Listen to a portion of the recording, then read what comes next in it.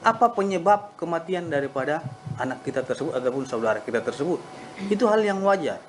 Nah, kemudian di tanggal 30 beliau itu merenung 1 hari terkait dengan peristiwa ini, dan di tanggal 31 Agustus 2016 beliau mencari, ya, dilihat dia dengan patah di sini, gigi juga hancur dan luka-luka di bagian kepala dan lain-lainnya.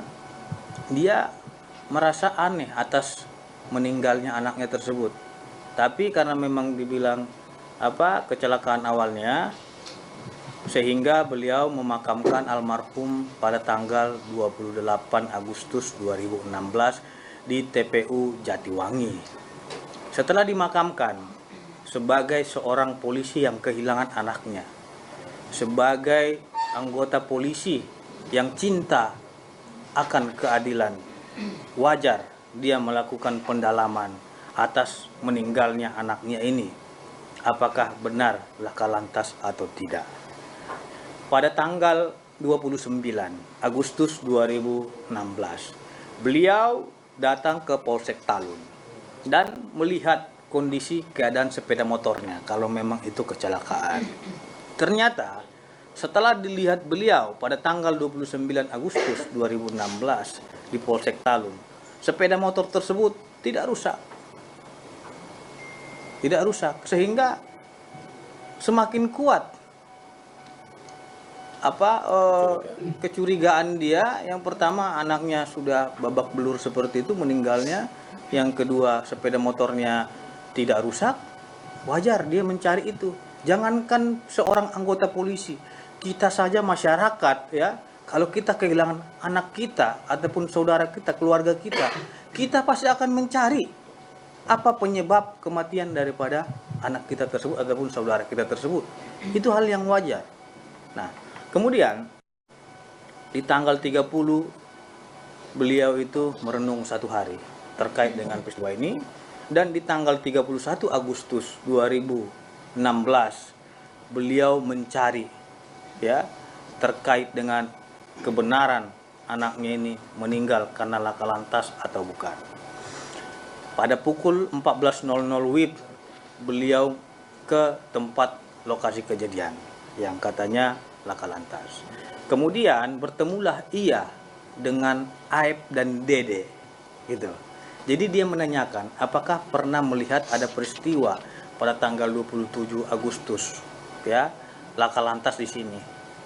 Jadi mereka, Dede menyampaikan kepada Bapak Ibtu Rudiana, dia melihat adanya, ya, aksi kejar-kejaran, ya, antara para terpidana ini dengan korban, dan ada aksi lempar batu. Itu dari Aib dan Dede yang ngomong seperti itu berdua pertama terlebih dahulu. Nah, kemudian dia menanyakan apakah sepeda motornya seperti ini. Oh iya, benar, itu sepeda motor yang dikejar tersebut dan dilempari pakai batu.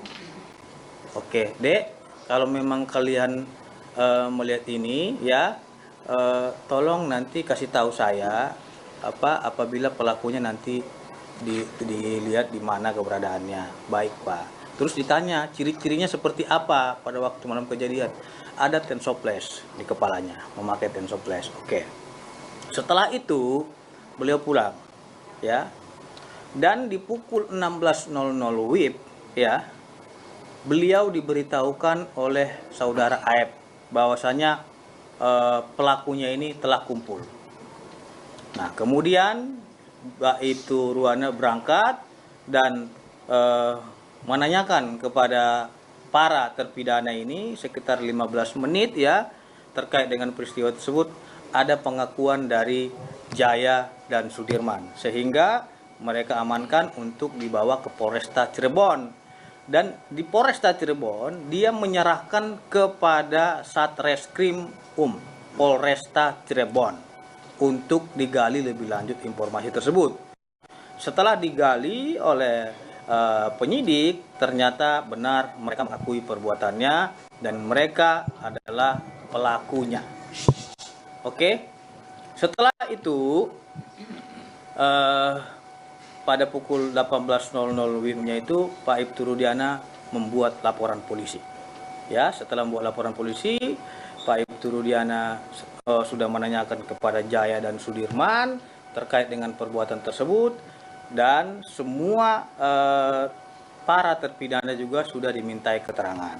Dan perlu saya luruskan di sini, penyidik dalam kasus pembunuhan almarhum Eki dan Pina itu bukanlah Ibtu Rudiana.